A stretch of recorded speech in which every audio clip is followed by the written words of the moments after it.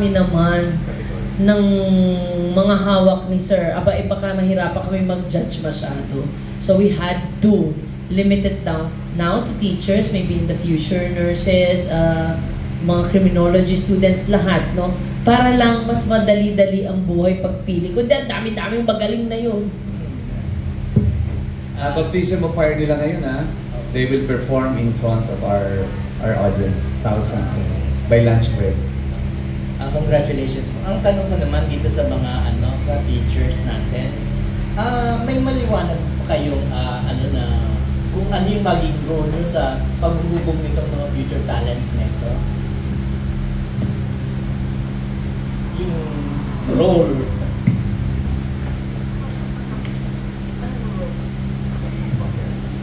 Okay.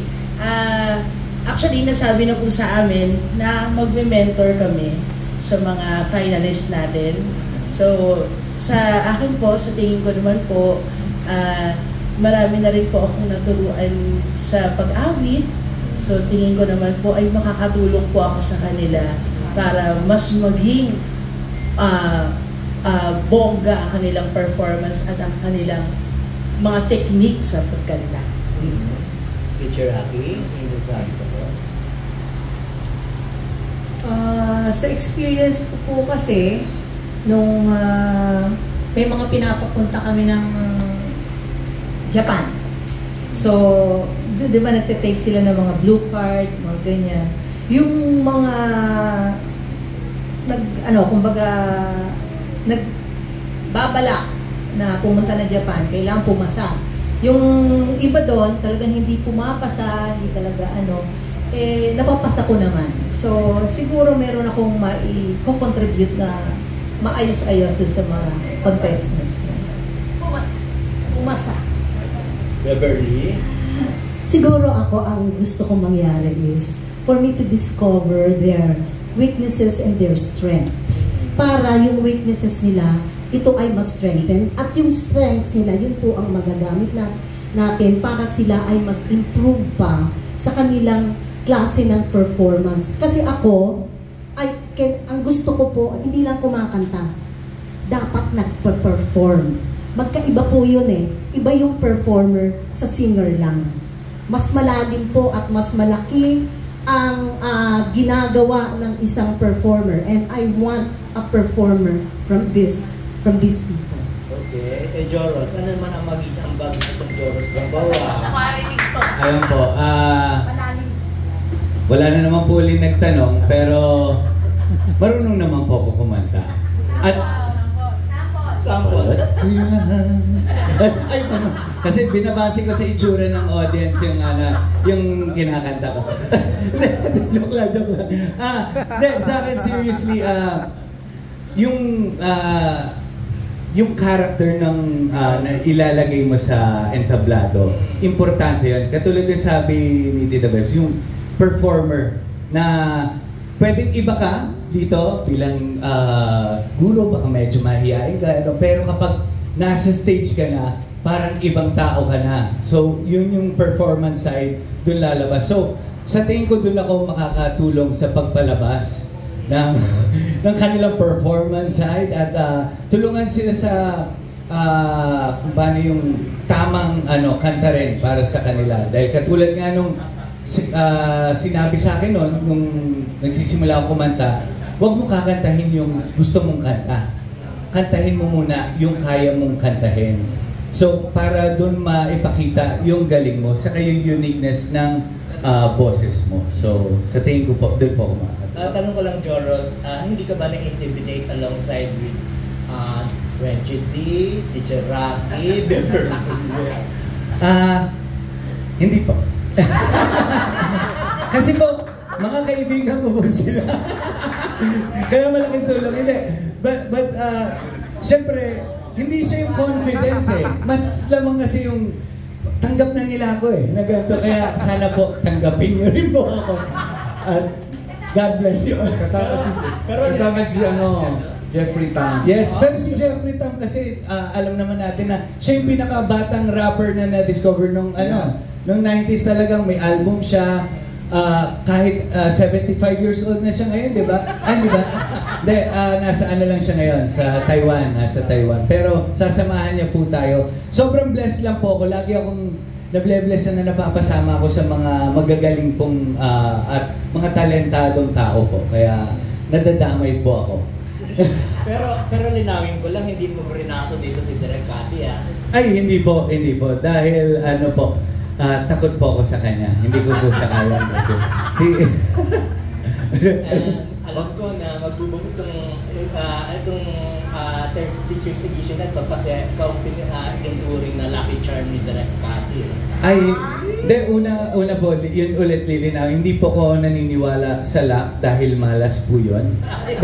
Mas naniniwala po akong blessed ako na naging parte ako rin ng Give Me a Break nung pandemic. At yun po, nakita namin yung puso ni Direk sa kanang team po niya na tumulong po talaga. Katulad ng sinabi ni Direk, totoo po yung mga kasama, mga contestant namin, mga walang signal, nasa dilim, hindi namin nakikita.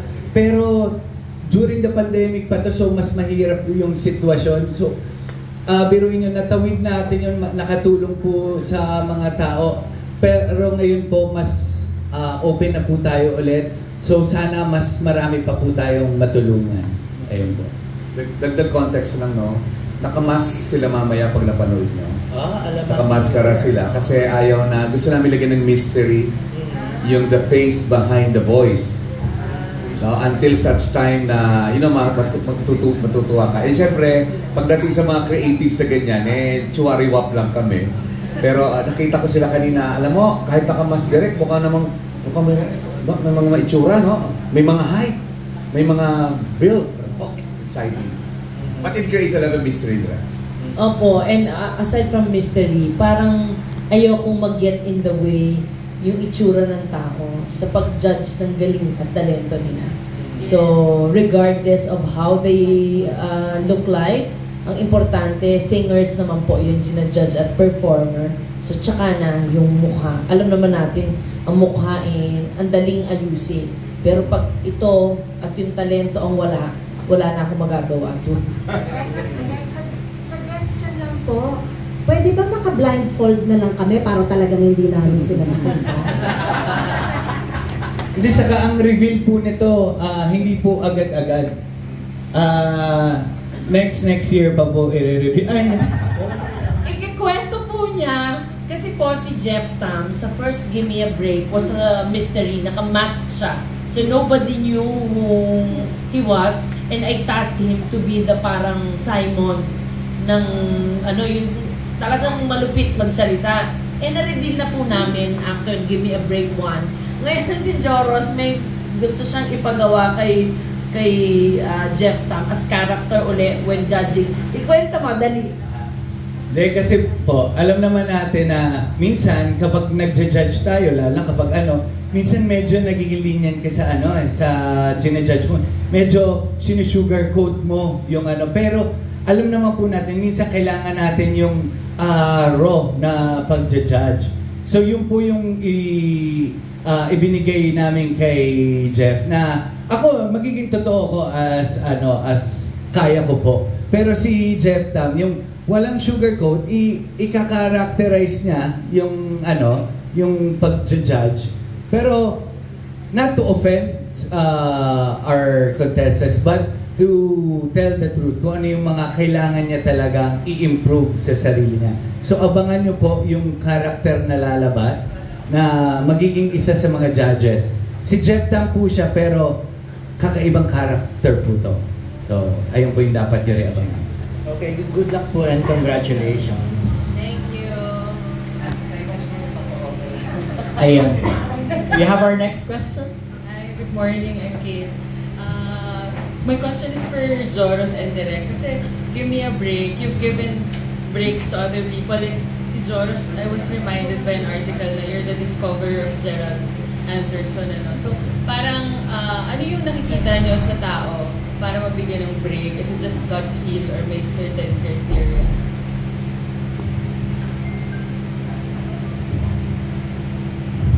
Oo, siguro malakas ang gut, no? Malakas talaga yung gut kasi hindi mo naman ginajudge tao eh. Parang sa lahat ngayon, katulad sa inyo, di ko naman alam sino magaling sa inyo at hindi, di ba, na kumanta. So, don't judge a book. Charing. Hindi. But yeah, malaking bagay yung gut na tinatawag. Kahit sa pagdidirect ko sa pelikula, minsan, tinitingnan ko lang, alam ko kung marunong umarte to at hindi. Through experience na rin siguro, through the years, no? Pero minsan nagkakamali pa rin naman ako. Ewan ko si Joros kung nagkakamali. Gusto ko lang i-share na aminado naman ako at vocal ako dito na si Derek Cathy ang nagbigay sa akin ng break sa pelikula. Dahil nung nagsimula ako yung mga John Lloyd Sarah, 2007, ano lang ako, yung hirit lang ng hirit sa gilid. Wala namang yung bagong artista na pa-punchline. Parang si Derek Cathy, pinagbigyan lang ako na, sige nga, hirit ka sa mga eksena. So, after a while dun po ako medyo nakilala na yung medyo punchline. So, ayun naman po. Kaya blessed naman ako na nabigyan ako ng break ni Derek Cathy pagdating sa ganon. And yung nabanggit nyo naman po yung katulad ka na Gerald. Actually, hindi lang si Gerald, si Edgar Allan Guzman. Nagsimula sila. Kasi ako foggy. Ang gugwapo. Hindi. Sila kasi, actually, nakita ko sila, may itsura, may tindig, meron yung sinasabi nga, yung gut feeling na pwede to So, yun nga, kinausap ko noon, may show kami noon ni Roxa Jensen, bakit baka gusto mag-artista, tapos kinausap ko yung dad, tapos pinakilala sa manager.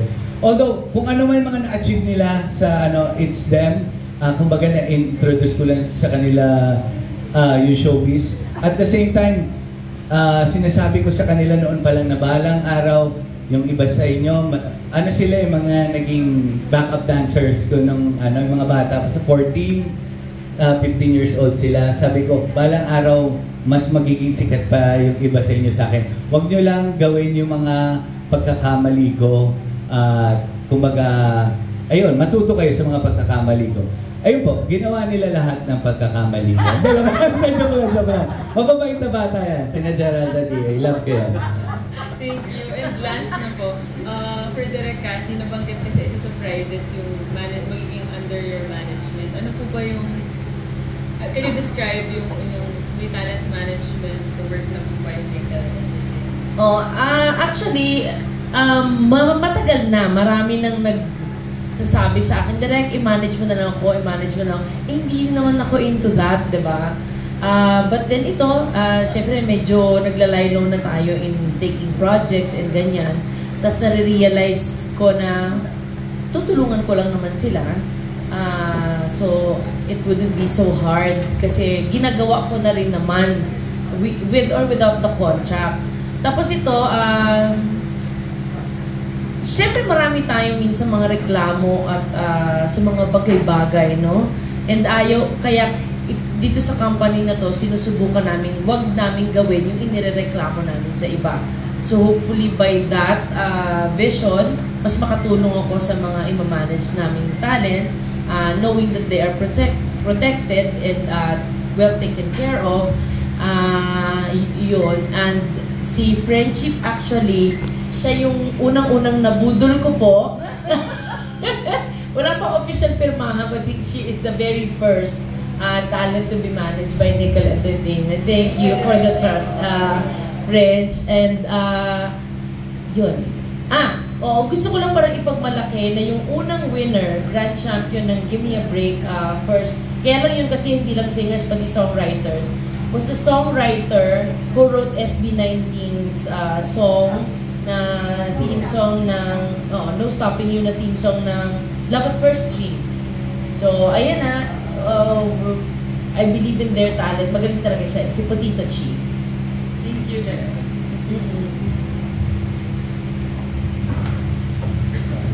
Hi, I'm Alvin Ignacio of Daily Breathing. Direct Cathy. Normally, alam naman natin lahat ang biggest talent exporters ngayon ay mga Koreano. And bago nila isalang isang talento, 3 years, 4 years, 5 years ang training para pagkumanta, synchronize, sayaw, styling, everything. At meron talagang ginagawang kwento itong grupong ito. So ito bang magiging top 3 ng Give Me a Break will undergo that kind of training? Yung talagang, kasi kasabi nyo kayo na nakamaskaran muna sila. Yung pag sinalang iba sila sa publiko, yung dito talaga sila kahusay. Talagang they can command the attention and perform on stage with that kind of training. Kasi yun ang parang kulang sa atin, training. O second, yung worldwide publicity. Kasi di ba, the only biggest group right now that I can say na meron pa, kahit pa paano may ganun, is SB19. Na global stage na sila. So ito bang, can you expect that from the Give Me a Break talents? To be honest po, that's what our plan was, no? Okay. But then, always budget gets in the way. Yes. How can I finance? Kasi sila po sa Korea, ang students ang nagbabayad to be trained. Dito hindi. They don't pay us. So where do we get the funds? And it's a blessing that I have met Sir Carl, introduced help, and maybe we can talk about it. So kung tayo ay magiging masusponsoran, no, ng mga ganito. Kasi ako pa wala akong ilalabas personally. So if we will get sponsors, of course, that's what we want. Paglabas, ready na, boom! Okay, kay Miss Frenchie saka kay Miss Beverly, given naman po talaga na world-class ang talent ng Filipino artist. So ano yung mahadla? Bakit hindi tayo makatugtog talaga sa ganung kalaki sa international arena of performance? Frenchie first. Ano ba yung kulang sa atin? Kailangan sila world-class si Lea, world-class si Morissette, world-class si Lani Lucia. Pero parang minsan nare-realize natin, tayo lang ang nakaka-appreciate at nakaka-alam mo, pero wala talagang tumatayo international na. Eto, may pinapakinggan sa American Top 40 Radio, narinig sa lahat ng, kasi despite Spotify and gano'n and everything, parang wala pa talaga tayo yung kalaking artist. Ano sa tingin mo, Frenchie at Miss Beverly, kulang para talaga yung buong mundo tanggapin yung talent natin? Nakakalungkot po, no? Sobrang nakakasad. Even sa theater world, ganyan din, na pag ang foreign dumating dito at nagkaroon nagkakagulo tayo kahit na gaano kamahal yung ticket. Pero pag yun sa sariling atin, parang, yun, gusto ko. Tingin ko, unang-una, suporta ng bawat isa, bawat Pilipino, na tangkilikin natin yung sariling atin. Yun yung gusto namin lahat dito sa Give Me a Break, na i-showcase natin yung talent ng mga Pilipino at suportahan natin, tangkilikin natin yung sariling atin. Kasi once na tinangkilik natin yung sariling atin, ayun na dire-diretso na yan. Like yung ibang bansa, for example, Korean, tinatangkilik nila yung sarili nilang produkto, sarili nilang artist, even the government nagbibigay ng funds para sa kanilang training, sa kanilang production, lahat. So kailangan natin ng todo-todong suporta at paniniwala, faith sa ating Filipino artist. Yun po talaga. At saka meron naman po tayong Pilipino na that is Charis Pempeng. Yes. And so, pero yung naabot po niya po yun. But now as his personality. No personality. Hindi type ng music industry. Ang pagiging bagong personality niya. Miss Bev, ikaw sa tingin mo, ano umahad mo? Marami pong umahad lang kasi unang-una yung mentality po natin. Hello po, Sen. Maganda po kami, Sen. May just interrupt, Senator is our guest speaker for the awarding that follows. Sabi ko, advocate rin sa mga teachers. Might as well say hi, hello.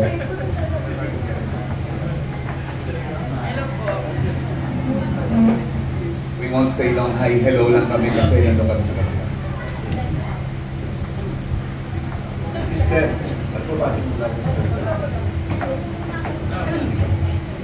Morning to everyone at